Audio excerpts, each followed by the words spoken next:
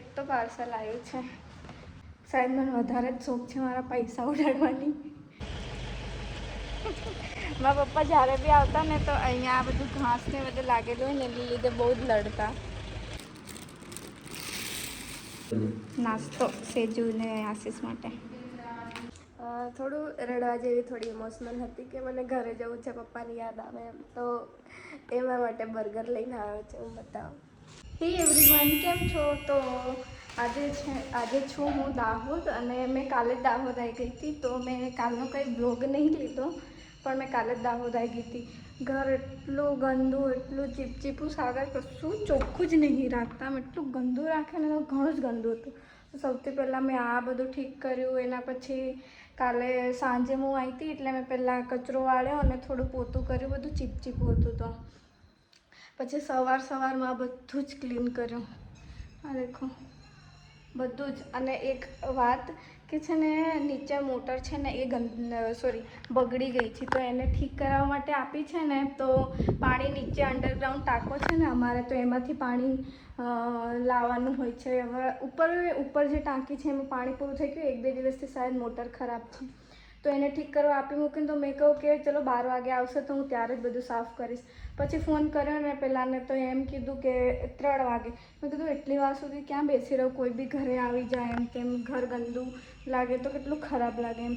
તો પછી મેં વિચાર્યું કે નીચેથી પાણી લાવીને જ બધું સાફ કરું. તો સાગરે નીચેથી પાણી લાવવામાં હેલ્પ કરી અને આ બધું જ ક્લીન કર્યું. આખું કિચન ક્લીન કર્યું. હજી ભીનું જ છે.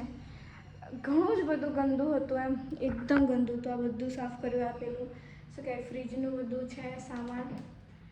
આ દેખો આખું ફ્રીજ ક્લીન કર્યું. આ બધું જ, આ સાઈડનું બધું જ આખું ઘર ક્લીન કર્યું. નીચેથી પાણી લાવીને પછી વાસણને બધું ધોવાઈ ગયું. ને પછી પાણી પૂરું થઈ ગયું. મને ઘણી ગરમી થઈ ગઈ. તો પછી નીચેથી હું પાછું પાણી લાવી. મને તો શ્વાસ ચડી જાય. મેં પાણી નીચેથી ઉચકી લાવું ને તો.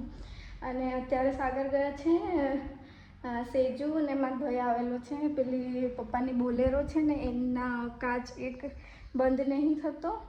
અને બીજું હવે સરકારી તો આવી ગઈ છે મારા ઘરે. તો આવતા આ મહિને એટલે પહેલી 1 થી 5 તારીખમાં શાયદ વિતરણ કરશું. બધું અનાજ આવી જશે તો એનો ડિજિટલ કાંટો જોઈએ. તો એ છે પણ નહીં ચાલતો એમ. તો પછી અત્યારે સાગરને લઈ ગયા છે. એમને ખબર છે ક્યાં ઠીક કરે, તો એમને લઈ ગયા છે એ લોકો. તો બધા ત્યાં ગયા છે. એ લોકો આવ્યા ને ત્યારે જ મેં બધું સાફ કરતી હતી. તો સાગર એમને પાણી આપ્યું. મેં કશું નાસ્તો પાણી નહીં કરાવ્યું. તો મેં એમને કીધું હતું કે કશું નાસ્તો ને એવું બધું લેતા આવજો એમ. તો એ લઈને આવશે હવે, કેમ કે એ લોકો આવ્યા, 2 મિનિટ બેઠા, પાણી પીધું અને પછી સાગરે કીધું ચલો આપણે કરાવ લાવીએ, પછી લેટ થશે. એટલે એ લોકો એ કરાવવા જતા ને, અને મેં ઘરે એકલી જ છું.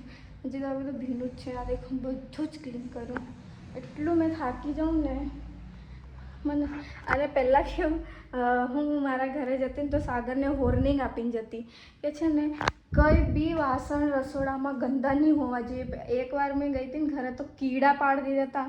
કંઈક એમણે ખબર નહીં કંઈક વાસણ કે એવું કંઈક ગંદુ રહેવા દીધું હતું, કે કંઈક શાકભાજી કે એવું મૂકી દીધું અહીંયા ભૂલથી, અહીંયા ઉપર, આની ઉપર. તો એટલા કીડા પડે ને એટલી સ્મેલ આવે. મેં 1-2 દિવસ સાફ કર્યું, મને ખબર જ ના પડી. પછી મેં ત્યાં મારી નજર ગઈ, પછી ખબર પડી કે ત્યાં આ વસ્તુ પડી ને એટલે કીડા આવી ગયા. તો કીડાને કાઢવામાં 2 અઠવાડિયું તો અહીંયા ખાવા જ નહીં બનાવ્યું કિચનમાં. એટલું ગંદુ કરી દીધું હતું સાગરે. તો પછીથી મેં એમને વોર્નિંગ આપીને જતી હતી કે જો હું આવી અને એક બી વાસણ ગંદુ પડ્યું કે ઘર ગંદુ પડ્યું, તમે ખાલી કચરો વાળ દેજો, પોતું મત કરજો, પણ જો ઘર ગંદુ પડ્યું ને તો તમારી આઈ બનશે, પાછી ઘરે જતી રહેશે. તો ત્યારથી એ ખાવા બનાવે. મેં અઠવાડિયા માટે બી જતી રહું ને તો એ ખાવા બનાવે તો ખીચડી બનાવે. એક જ વાસણ બગડે એમાં અને એક ડીશ બગડે. તો એ બનાવીને પછી એ જ ખાઈ લે. અને પછી એક જ વાસણ હોય એટલે એ સાફ કરી દે. અહીંયા બી વોશરૂમને બધું જ ક્લીન કર્યું. એ બી ઘણું જ ગંદુ હતું. તો કંઈ નહીં, બસ હું એમને જ્યારે કહી જાઉં ને કે આ વસ્તુ ગંદુ ના થવું જોઈએ ત્યારે નહીં જ કરે. મેં એકદમ સ્ટ્રિક્ટલી કહી દઉં એમને તો પછી નહીં કરે. પણ આ વખતે બધું એવું રહેવા દીધું હતું. અહીંયા ચાદર ને આ તે બધું ઘણું જ ગંદુ હતું. તમે વાત જવા દો ને. તો બધું જ સાફ કર્યું. હમણાં મેં વિચાર્યું કે મેં કાલે કંઈ વ્લોગ નહીં બનાવ્યો, હવે મેં રેગ્યુલર વ્લોગ બનાવીશ એવું મેં પ્રણ લઈ લીધો છે. તો એટલે મેં આજે બ્લોગ શરૂ કર્યો. હવે સાગર લોકો આવશે પછી મેં બ્લોગ કન્ટિન્યુ કર્યો, કેમ કે મેં સવારથી કામ કરું તો થાકી ગઈ છું થોડી, તો મેં ફોન જ દેખતી હતી, તો મેં વિચાર્યું ચાલુ કરી દઉં એમ. તો કંઈ નહીં, હવે એ લોકો આવે ને પછી હું બ્લોગ ચાલુ કરું.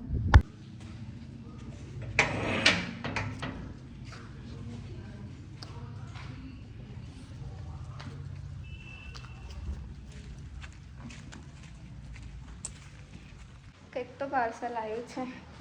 દેખો, મેં પેમેન્ટ લઈને ગઈ હતી પણ એમણે કીધું પેમેન્ટ કર્યું જ છે. શાયદ મને વધારે જ શોખ છે મારા પૈસા ઉડાડવાની. મને યાદ નહોતું મેં પેમેન્ટ કર્યું કે નહીં. હવે તમારા સામે ખોલું મેં શું મંગાવ્યું છે.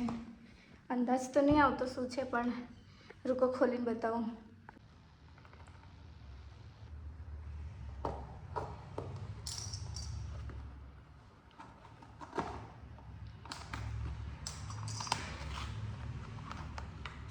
ઓહ, બોડી વોશ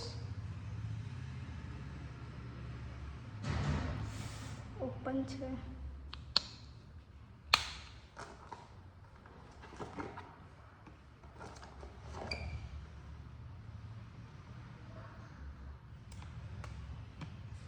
અ 97માં 3.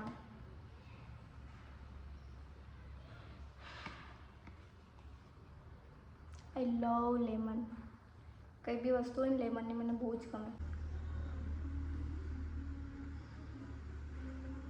બહુ જ મસ્ત વેધર થઈ ગયું છે, વરસાદ પડે છે.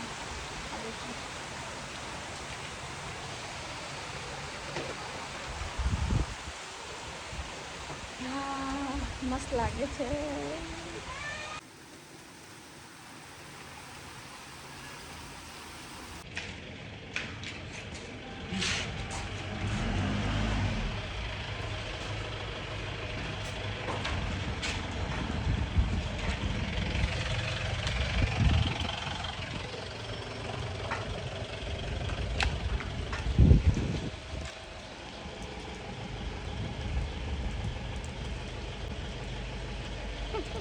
મારા પપ્પા જ્યારે બી આવતા ને તો અહીંયા આ બધું ઘાસ ને બધું લાગેલું હોય ને એની લીધે બહુ જ લડતા.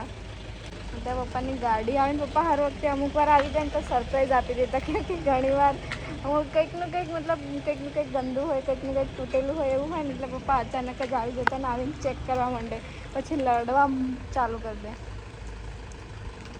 ગાડીનો કાચ નહોતો બંધ થતો ને તો એ ઠીક કરાવવા ગયા હતા. તો સારી ઠીક થઈ ગઈ એમ લાગે છે, બંધ છે ને તો.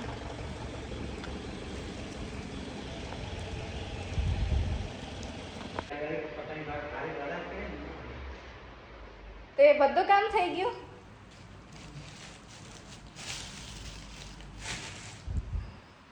હા, ખાઈ લો તો.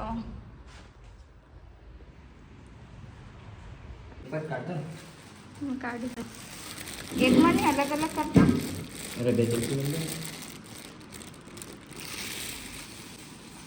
हमारे वो नहीं कंफर्टेबल लागे हैं, अलग अलग करता जोड़े भी कंफर्टेबल लागे.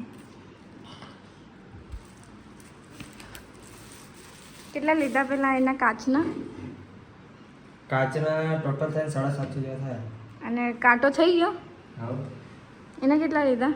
એના બી 750.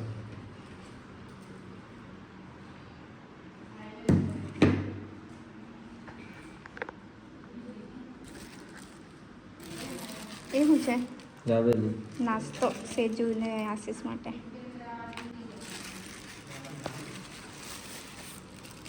એટલે ચટણી નહીં મેલી. અને મારા હારું શું લાવ્યો? મેલી એક. અને તમારે હારું? ખાઈ. તમે ખાઈને આવ્યા? હા, એવું જ હશે તો જ નહીં લાવ્યા હોય.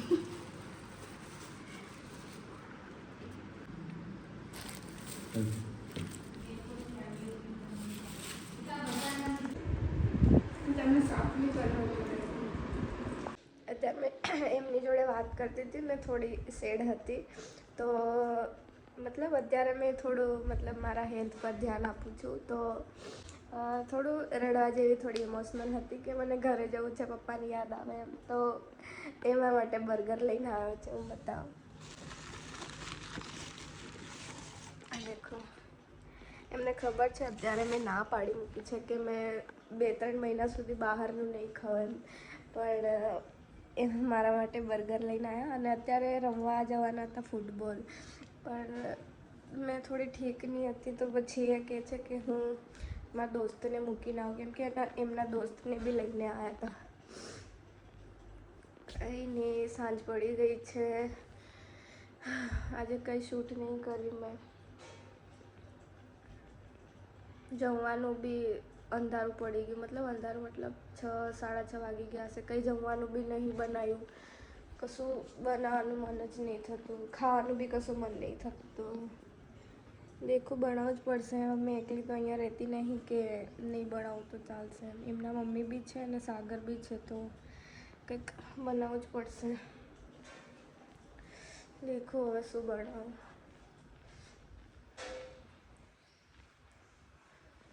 અહીંયા તો કિચનમાં બી પાણી પડે છે. દેખો આજે આખું કિચન ક્લીન કર્યું મેં એકદમ ઝાડુથી. દેખો શું બનાવું, કેમ કે રોટલા બે પડ્યા જ છે. શાક કંઈક બનાવી દઉં એમ વિચારો, ખાલી ખોટું બગડે, રોજ ખાવા બગડે. મને તો કંઈક ખાવા નહીં થતું અને હવે ખબર નહીં કેમ, ઓછું જ ખવાય. રોટલો હોય ને એમાંથી હાફમાંથી બી હાફ આટલો ત્રિકોણ આવે ને બસ એટલું જ ખવાય, વધારે ખાવાતું જ નહીં. તો બસ હમણાં મૂકવા ગયા છે, મૂકીને આવશે. વરસાદ બી પડપડ કરે છે. મારા બધા જ કપડાં એવા ને એવા બાકી વોશ કર્યા વગરના છે.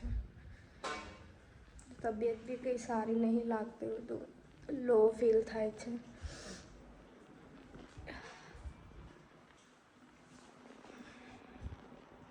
તો હવે ફટાફટ ગરમ પાણી કરી દઉં અને પછી નાહવા જાઉં, કેમ કે વરસાદ પડે છે અને તો એટલી ઠંડી લાગે છે ને, બહુ જ ઠંડી લાગે છે. તો સૌથી પહેલાં ગરમ પાણી મૂકી દઉં. જે મારે જમવાનું બનાવવાનું બાકી છે.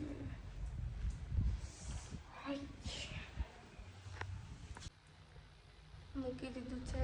એક તો ગેસ તો હજી બી મળતા નહીં.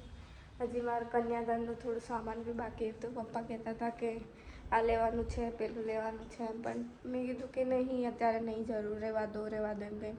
પપ્પા કે કંઈ નહીં, મેં પૈસા બી તારા માટે સાચવીને મૂક્યા છે, તને જોઈએ ને, તને જે કંપનીનું એમ તેમ જોઈએ તો લઈ લેજે, એમ ગમી જાય તો કહી દેજે, તો પૈસા આપી દઈશ એમ. પણ મેં કીધું જ નહીં કે મને આ જોઈએ છે, કેમ કે ટીવી નાતે તો એમ તો ટીવી મેં દેખું, પણ મેં કીધું નહીં, અત્યારે નહીં લેવું એમ કરી પછી રહેવા દીધું તું.